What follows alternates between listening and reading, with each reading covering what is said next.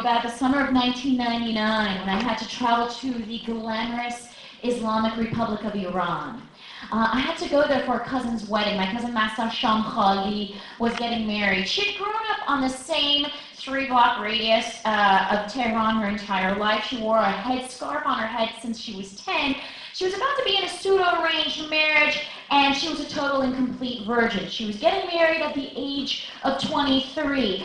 I was 23 too, but I was not anywhere near getting married at that time, nor am I now at all remotely in the kind of space where I'm getting married or anyone will have me. So even though we were both the same age, our lives were so different. I mean, like, did I have to censor myself around her? Did I have to hide from her all the freedoms I enjoy, like boys and alcohol and peaceable assembly? I mean, if she knew the truth about me, she would consider me some kind of Iranian-American slut or hooker prostitute, which in New York we just call a friendster. So here I am. I have to go to Iran on my own this time. My mother wouldn't be traveling with me the way she did when I was 13, and she made me go.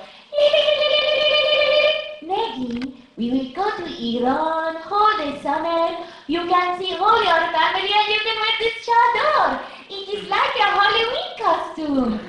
Lady, it's not a Halloween costume. See, I guess at 13 I was no longer considered a girl, but a woman that needed to be covered, aka evil temptress of men with braces. But at 23, I was an actual evil temptress because I've been with some dudes, you know what I'm saying? Fucking dudes.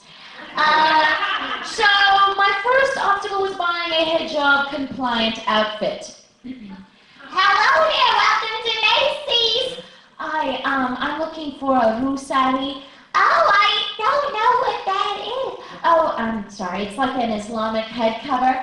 Oh, I don't think we have those. I don't think we have any Muslim head covers. Let's see, you're on the 3rd floor here at Macy's. Why don't you try going to Queens? There are a lot of ethnic people in Queens. Darling, aren't there a lot of ethnic people in Queens? There's a lot of ethnic people. She was probably right, but unwilling to traverse the territory, I settled on a navy blue bedsheet from the Martha Stewart collection at Kmart, because I figured the Muslim clerics wouldn't mind 120 thread count. So I slapped on my hijab-compliant outfit, I got on the plane, and I landed in Tehran. And the first thing I noticed was that Tehran was hot and sweaty that summer. And don't get me wrong, I'm from the desert of Southern California. At a very basic level, I understand the heat. But what I didn't understand was wearing 15 layers of clothes in 90-degree weather with 60% humidity in the name of Islam.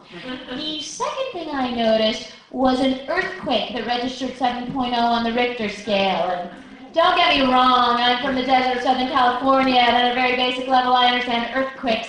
But what I didn't understand was that buildings collapsed and people actually died. I mean, that didn't happen when we had an earthquake in Southern California. In fact, I have a t-shirt claiming survival from an earthquake from which everyone survived.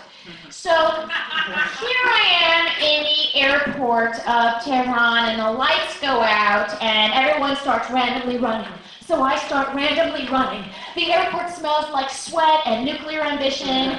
And it was the first night of the World Cup for soccer, so some exotic country is playing another exotic country, and airport staff was all up on that shit. And because of the earthquake, I managed to smuggle in a copy of Nirvana's Smells Like Teen Spirit without being duly fondled by the sisters or the female police force, along with a copy of R. Kelly's Bump and Grind LP, because I figured what this Islamic Republic really needs is some sexy hip-hop from a statutory rapist. So I get outside, and there are no less than 1,000 family members screaming at me from every direction.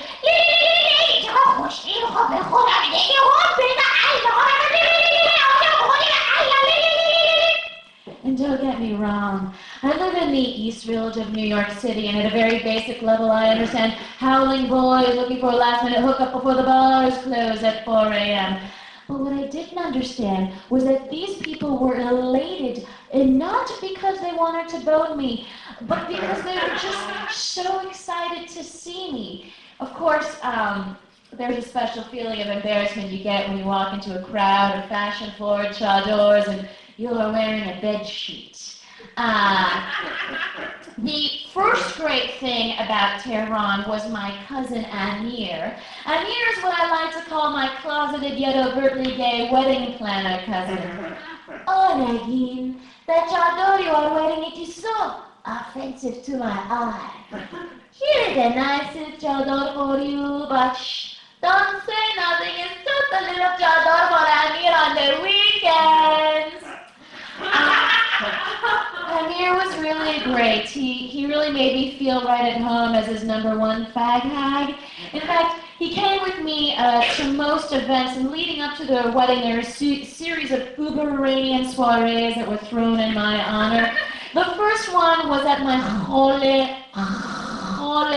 Goloro's house. Khole, which means aunt, and Goloro, which means something else. And on my way to her house, I felt like I was going to vomit. And it's not just because I had seen a lamb get sacrificed. I mean, whatever, par for the course, you go to Iran where women are done in faux Chanel chadors and men are hairy. And one of the first things you notice is the ritual sacrifice of a lamb to bring years of luck to the bride and groom.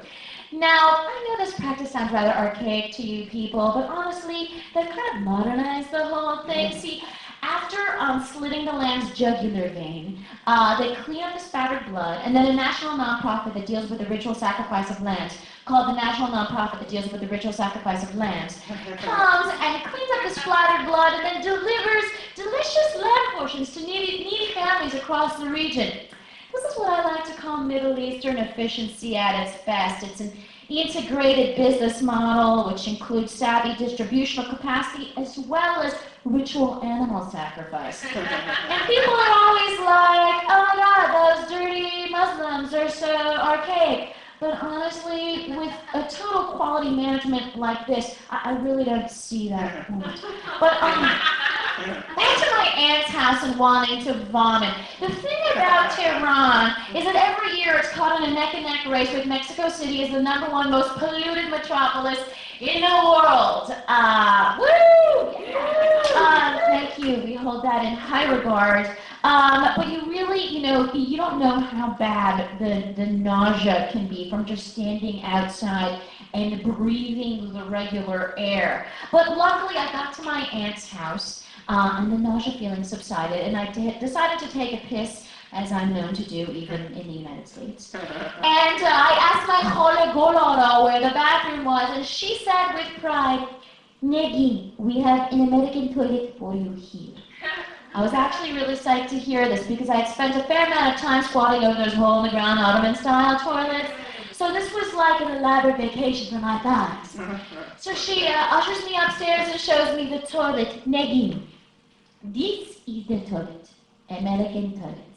Now you can use if you want, but American, they have so many problems with their digestive system because it is not natural, for your body to behave this way, sitting, But if you want to use, your cousin Massa, she has been using Iranian toilet whole her life, and now she is getting married. Thanks, Hologora. I decided to stick with the American toilet, even though I was going to stay alone forever and ruin my body. So I pull down my pants and I take a seat, and I'm sitting there for like alligator 1, alligator 2, maybe like 2 alligators, when all of a sudden the toilet cracks open in half. Pachinga, pachinga, pachinga, porcelain goes flying everywhere. And I find my ass against the bare tile along with some toilet water and some of my urine. And I think the message was clear here, folks. I was trying to impose my Western standards, and in response, Iran was crumbling beneath my ass. Thank you. You can access this pod at mypod.opensourcecomedy.net. And you can also check me at neginfarsad.com. Woo!